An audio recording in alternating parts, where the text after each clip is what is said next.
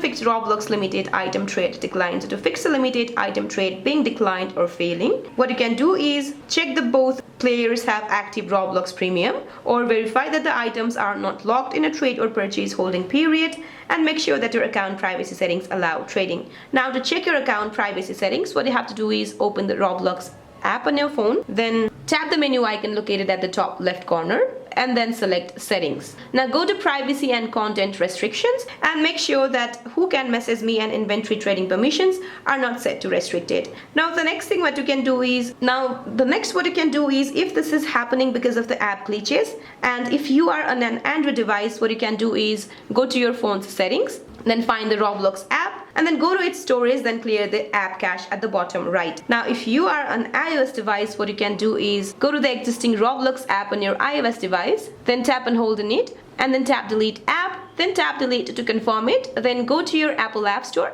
find the Roblox app and then reinstall it from there. So that's it for this video guys. I hope this video is helpful. Please don't forget to like and subscribe. See you in my next one.